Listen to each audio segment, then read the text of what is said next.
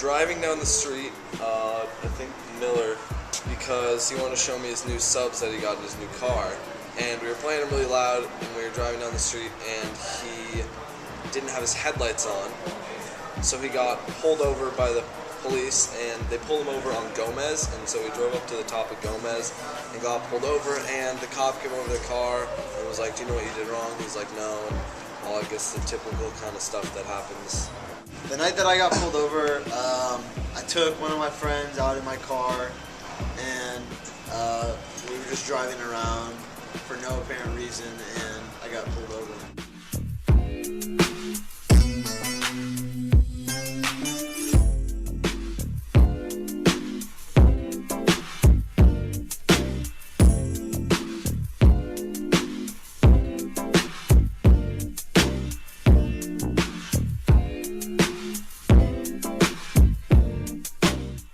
I got in Ollie's car even though it was illegal because I wanted to hear the news Slash he just got in his trunk, and I thought that would be pretty sweet, so I wanted to, I guess, test him out. He got 2 tickets, one for not having his headlights on and another for having me in the car because he hadn't had his license for a year.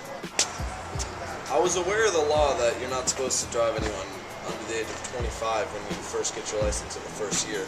But I figure that it's bullshit because honestly, if you get your license and you work all that time to get it, I believe that you should be able to drive anyone you want, whenever you want.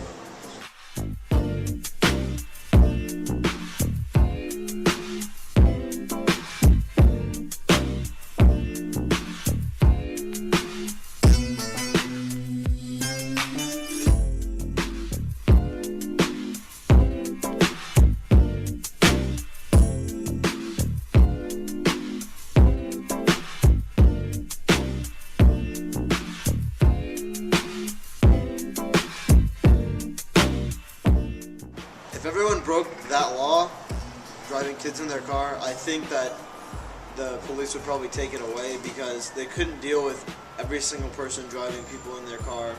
Every single teenager that drives at TAM, it's probably 90% of the kids at TAM drive, and I don't think they could deal with all those kids driving kids in their cars. I don't think the passenger should receive any penalty or some kind of ticket, because they weren't really at fault. Only the driver's at fault because it's their decision to drive the passenger. Well, I knew it was illegal, but I basically got in the car because I figured that I wouldn't really be taking the blame for it. When I get to intense shock,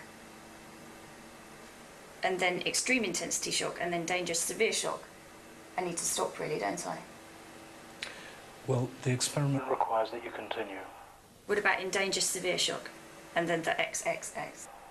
Well, please continue. Just continue the experiment. Thank you. Okay.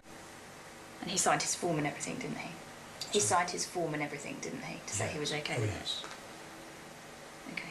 The participant here deferring to the professor, Yes. and that deferring to the professor carries with it a diffusion of responsibility. The responsibility for this is not entirely hers, so much as it is to the authority figure that resides with her in the room. In my situation, I invited Matt into my car to listen to my subs. It was my decision to take him in my car, and I take full responsibility for it.